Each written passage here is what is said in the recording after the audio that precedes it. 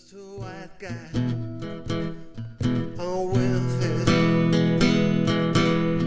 I don't wanna hurt. The name of the story is I Used to Work on a Liquor Truck, and it's preceded by an epigram, and the epigram states, like a bullet with your name on it that says, to whom it may concern. I used to work on a liquor truck. White man on the west side. I don't wanna. I quit teaching high school because I kept leaving my body. So I took a job on a liquor truck down by the stockyards. It was sort of ironic. One day I was in the classroom, the next day on the street. They paired me with a Native American Indian named Calico, a full-blooded Cherokee who had a personal attraction for Four Roses. One day while we were on the road, we passed a black sedan with tinted windows. You know who's in there? Calico says. No, Indian assassins. What do you mean? I said. He just stared at me and took a hit out of his pint. I used to teach, I said.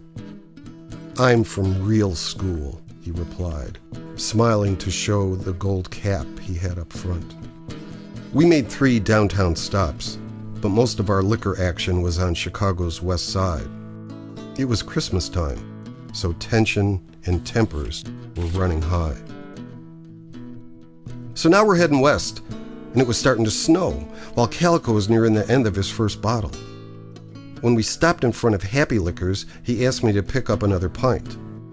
I waltzed in with a 2-wheeler stacked with VO. The place was packed. The boys were lined up at different intervals like pinball bumpers. I was catching eyeballs from deep beneath the 8-ball rack. I did the barroom slalom, avoiding any accidental contact. My scanners were set on one of the boys who was playing with a broken beer bottle until the bartender caught my attention. Hey boy, I didn't order any of that liquor. That liquor's free, another guy said. Hey, this stuff's got to be signed for. I've got to take it back, I replied. Leave the booze and take yourself back, somebody said. General laughter. Now, I didn't want to be a stupid hero, but something deep within me didn't want to be a joker for a day either. I was determined to complete my VO mission, so I pressed on. Where you think you're going? I told you, you don't sign, I got to take it back. Let me see what you got, the bartender said. Maybe I can use it. I knew they were playing, but I didn't know how far the game could go. Look, man, I don't want any trouble. I'm just a white guy on welfare. Ain't no white people on welfare unless you're trash, and your teeth are too white to be trash. I'm a blues man, I said. Oh, a blues man too. This boy's got everything. I think we should test this blues man for his liquor, an 8-baller said. I stood in well-guarded silence. Okay, blues man, who wrote Mojo? McKinley Morganfield, I said. You don't know Jack. It was Muddy Waters. Takes a sliver of a blues man that don't know Muddy Waters. Muddy Waters' real name was McKinley Morganfield, I replied. Bluesmen don't have real names, the bartender kicked back. We ought to hurt this smart white bitch, a Yuletide voice shot out.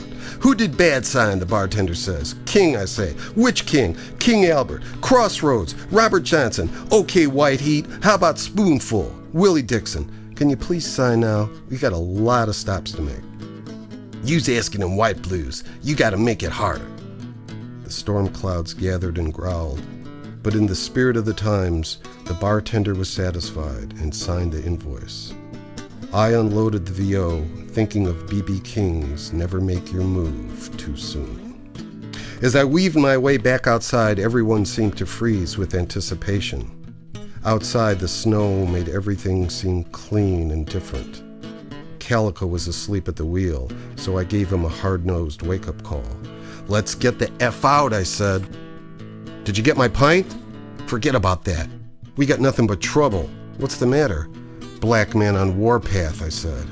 He gave me the gold-toothed smile, started up the truck, and we took off. I told him what had happened inside was mostly harmless jive, but it was better to be on the safe side.